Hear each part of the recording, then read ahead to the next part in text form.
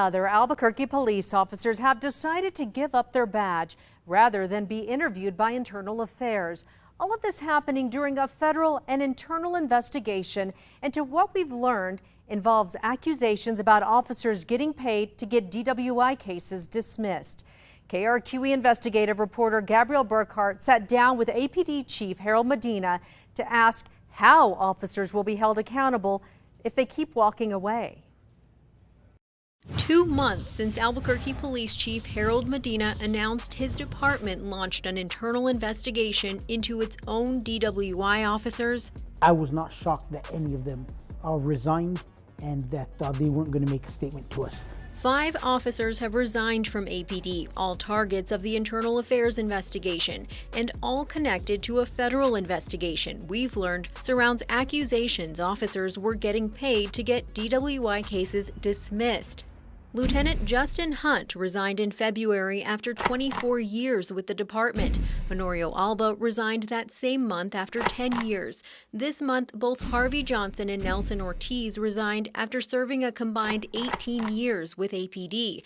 And the latest to resign just last week, Officer Joshua Montano. He's been with APD nearly 20 years.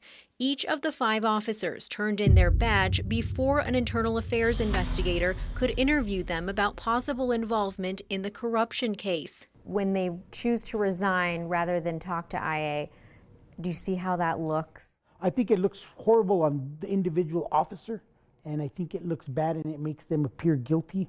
But I also know that an inconsistent statement or anything that they've told the FBI before could be a federal charge for lying to an FBI agent. So they have a lot at stake here coming back to us. Chief Harold Medina believes those officers are following an attorney's advice by not talking and claims completing the investigation is not only possible but a priority with other witness interviews. Meanwhile, a 6th officer, a commander of the Internal Affairs Division, remains on administrative leave. Could this go beyond these 6 officers? Without a doubt, we're seeing that the possibility is there. And we are currently still working through. A lot of individuals have retired. And if those officers were part of a corruption scheme, it raises the question, how do you ensure to the public, that officers will be held accountable when it seems like some of them have quietly resigned or retired? Gabriella, we can't force them to continue to stay here till we terminate them, but these individuals have immensely lost. There's some that are extremely close to retirement that are losing out. And we haven't even gotten to the point of criminal accountability. Financially, he says they're losing out on paychecks and a full career with retirement benefits. And when the FBI completes its investigation, there could be federal criminal charges. We may not ever know the full truth and get every single member, but we will do our due diligence to ensure that there's accountability to anybody who wore this uniform and badge in the past. The federal investigation prompted the Bernalillo County District Attorney's Office to dismiss more than 200 pending criminal cases, mostly DWIs the 5 officers were connected to. KRQE Investigates uncovered red flags in some of those cases. You need to get off of this. I do.